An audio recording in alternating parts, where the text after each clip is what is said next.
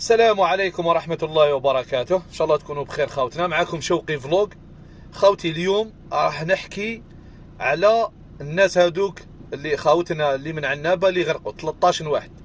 راح نحكي على خونا خالد هذاك اللي حكى قصته، وكاين بزاف اللي ما امنهاش، كاين اللي بزاف اللي قال لك نسج من الخيال.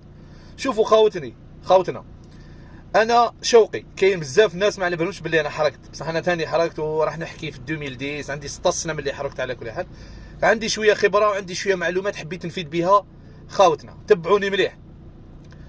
الانسان هذا اللي حكى هاد الحكايه، والله يا خوتي في كلامه تقدر تتعاطف معاه، بصح كي نحكوا قباله نحيو العاطفه كاع. دوك ما حش نحكوا كاع بالعاطفه. انا انسان امنته بدون عاطفه. دوك نقول لكم فاش امنتو. الحكايه 90% كاينه منها، 10% ما كاش منها. ماشي ما كاش منها، كاين عفايس ما زادهمش. وانا نتحيلو ونزيد نقول له يا العزيز خويا خالد ما تكملش تحكي ال 10% هذيك، لست ملزما، لانه لو كان تحكي ال 10% هذيك اهالي الضحايا ما حش يعجبهم الحال. والله العلي العظيم يا خوتي، انا متمني منه يخلي الحكايه كيما راهي. صح. دوكا راح نصوتيو على كي قال باللي انا وقتاش زدت امنته. شفت كي قال لك ضربت 20 حتى ل 45 دقيقه جا البابور سلكني، يقدر لها. اما لو كان ضرب 4 سوايع 6 سوايع على بالي باللي يهبط. غطاسين معروفين وسافروا ثم قعدوا في البحر بزاف يومين، ماشي كيما 6 ايام. تعبوا هبطوا مزيه كانوا معاهم جبدوهم، ما باش يكون على بالكم. حاجه واحده اخرى دوك نزيد نقول لكم عليها. بالنسبه للناس اللي كانت تقول عليه باللي انت سوبرمان ورحت ليهم وحبيت تسلك الزوج هذوك وعطيت لهم حوايجك، شوف العبد الفقير لو قدامك هذه في جيجل صارت في بولنا راهم يعرفوها. الكورون يخبط لتما يضرب بزاف كيما لي روشي تشبك واحد سطايفي، اقسم بالله لي ميطناجر ما قدروش يجيبوه. العبد الفقير لو قدامك تشبك جبدو، ماشي زعما نزوخ لك ولا هذه الحكايه عندها واحد 4 سنين ولا. والله غير دخلت ما على باليش لا نعرف ولا رجله ولا، المهم دخلت ما شفت واحد يغرق ما قدرتش ادخل جبدته.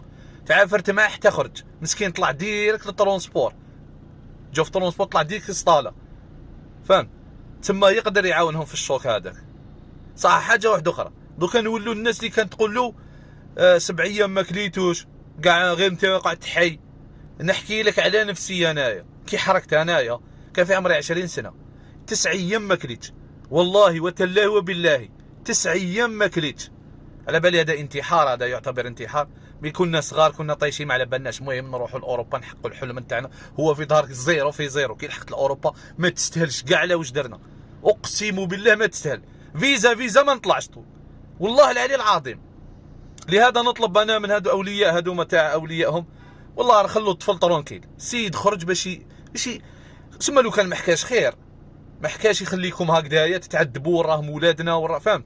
جا حكاها وصرالكم في القصات. صح غم شويه عفايس، والله غير احتراما ليكم جاو معانا وكانوا رافدين الموس والكيتور واللام وعلى بالنا واش يديروا بهم، فهمت خويا العزيز؟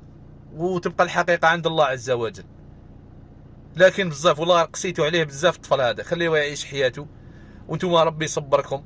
وان شاء الله يا ربي يبانوا كاع، ان شاء الله يبانوا سواء كانوا حيين ولا ميتين، ان شاء الله يبانوا باذن الله ويكونوا كاع حيين ان شاء الله. هذا الطفل المسكين ذنبه الوحيد انه قاعد عايش.